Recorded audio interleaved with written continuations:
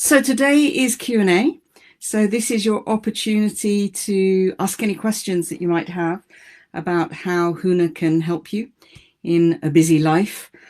And what I thought I'd do is just start the discussion, at least, give a kick-off. Let's talk about a subject that's very dear to my heart, which is how Huna can be useful. And as you join and you find you have questions, then do just pop them in the box. So I'll just put that, pop your questions in the box. There we go. That's done. Okay, so yes, how can Huna help you? Well, what it's very apparent to me is that in this busy pandemic world that we're living in, despite the fact that in some countries at least, and I would include the UK, my own country, in that, in some countries, things seem to be easing off. We're able to go to restaurants, we're able to go to events, the kids are back at school, and something like normality has returned. Now, we're lucky because we've been able to do this. The vaccines, I think, have been helpful. Whether you're pro or anti-vaccine, it seems to have changed something. And we are in a state where we are back enjoying broadly this normal life, although most people are being more careful and most people are really paying attention. But something that I've noticed, and I can see a pair of eyes here, so do pop a comment in and just say hi, so I know who you are. But something that I'm noticing with a lot of my clients is that although things are back to something that looks like normal, and although a lot of people in the UK have had some kind of a summer holiday, some kind of a summer break, the women in particular are really still experiencing exhaustion and burnout in this so-called post-lockdown world. And what I wanted to talk about today is how some of the tools and techniques and approaches, spiritual approaches, Huna approaches, can be helpful if you are experiencing that. Now, one of the questions, of course, is why is it that although we're back to this normal, that people are feeling so burnt out? And I think the pandemic has taken a much bigger toll than any of us ever thought was possible, any of us ever expected. For one thing, it's gone on a lot longer than anybody ever expected. And for another thing, for a lot of women, they've ended up doing so much more childcare. They've ended up doing the homeschooling. They've ended up doing the taking care of everything. Everybody's at home, but the home still has to be kept clean and tidy, and the washing has to be done. And a lot of this has fallen on women. Now, some partners are really great, really helpful, but still a lot of it has fallen on women.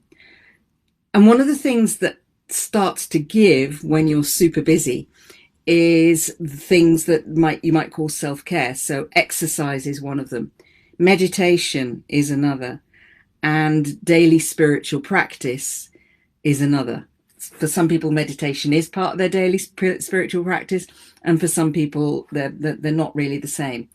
But meditation and spiritual practice, we haven't got time. I haven't got time to meditate anymore.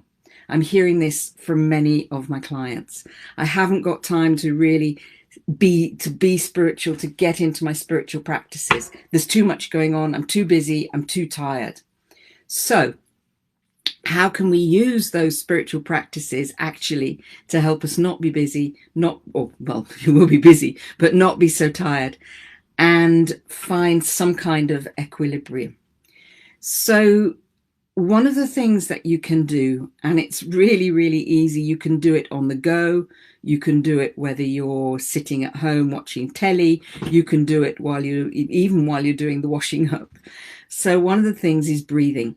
Now, different spiritual traditions teach different kind of breathing. So in the Indian tradition, you get pranic breathing. And in the Huna tradition that I teach, the breathing is what's known as ha breathing, where you breathe in through your nose, out through your mouth, and the out breath is twice as long as the in breath. Now, if you're in the Facebook group that I run, Secret Art of Huna for Powerful Transformation, then from time to time I run Monday morning meditations and we do heart breathing. So that's one way of learning it. But this is what it looks like if you've never come across heart breathing before. So it just looks like this: breathing in through your nose and breathing out through your mouth.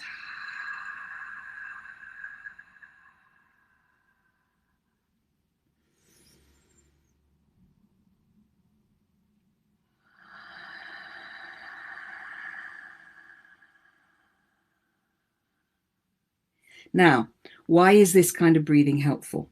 Well, one of the things it does, and if you've heard me talk about this before, you'll know this already, but for those of you who don't know, one of the things it does is it engages the relaxed part of our autonomic nervous system, part of our nervous system.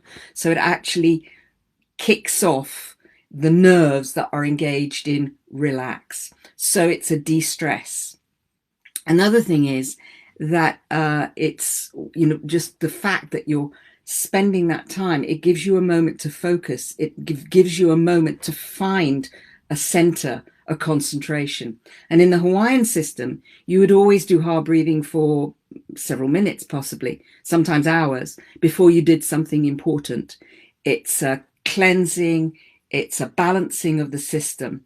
And as I say, you can do it when you're walking, you can do it when you're sitting, you can do it anywhere. You can do it lying down in bed. I often do it in the morning when I just first woke up, and to bring myself into the world, then I do some heart breathing. So heart breathing's brilliant because you can do it anywhere.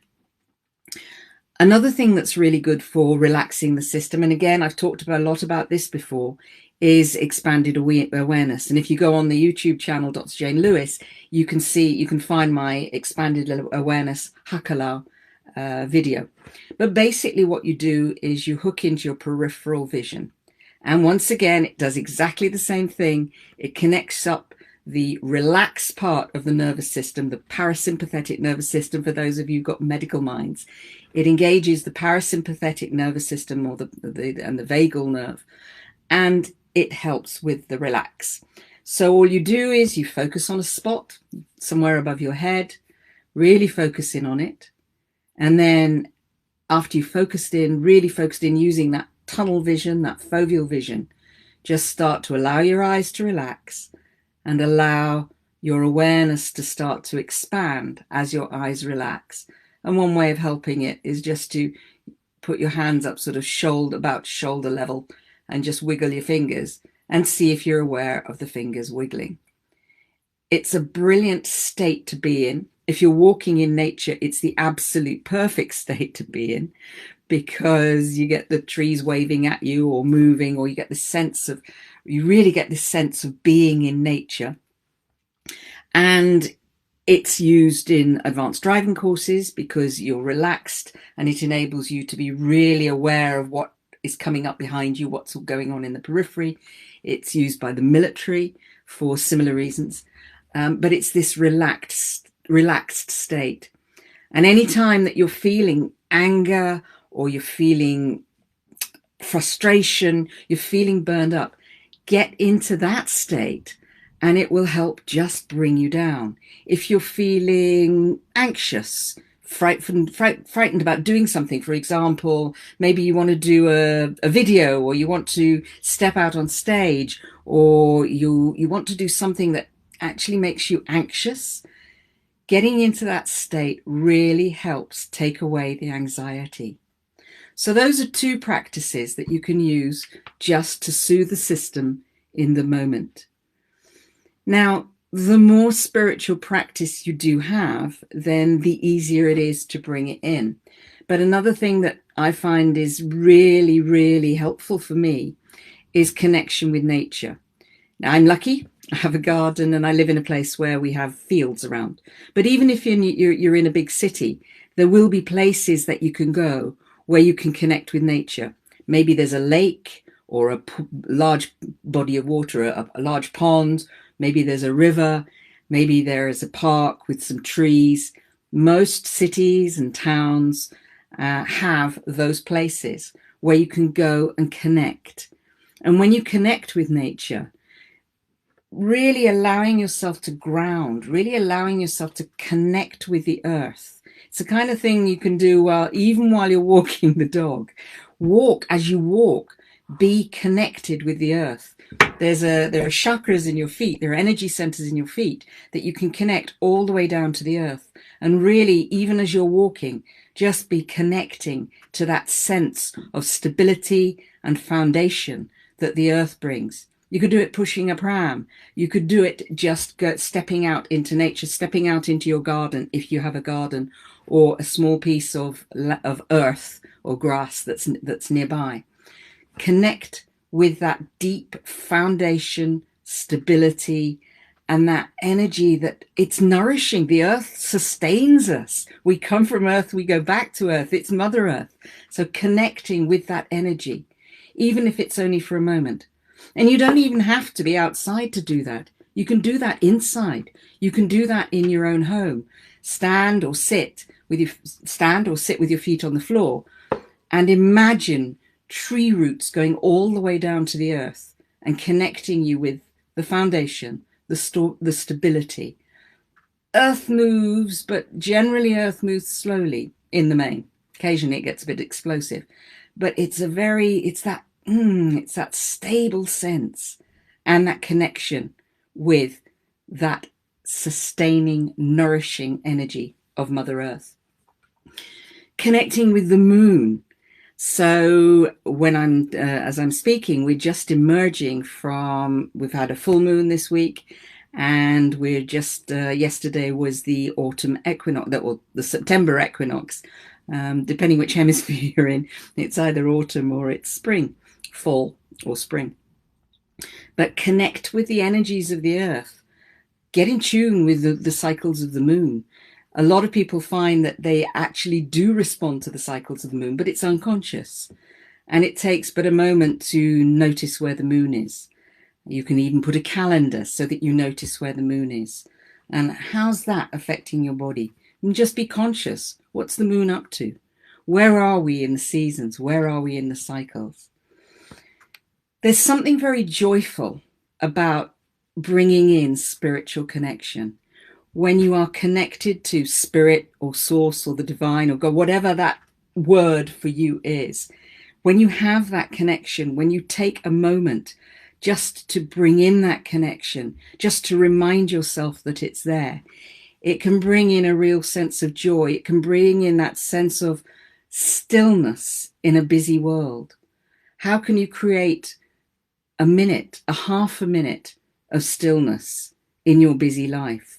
Maybe meditate when you want. Use the washing up as meditation. Use the vacuuming as a meditation. Use ironing as a meditation. Use tasks that you would do around the place as meditations. Take that moment to get the stillness, to get the connection to source or the divine, so that you bring in just that. And then, sure, everything starts to go again. But the more you can find those moments, allow yourself to ground, allow yourself to breathe, allow yourself to connect with source, then the more you're going to experience stillness. You allow your system to just rest for a moment, and you start to feel the joy.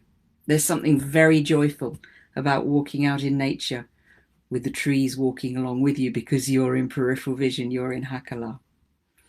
So I hope that's been something to prompt some thinking. Now, I know there's nobody on the live today at the moment. I've seen some people come and go a little. So do put comments in as you watch it. And I'll love to engage with some discussion about this and see what you think. What do you think about bringing spiritual practices in your life, and how you can make time to bring in those spiritual practices into your busy lives?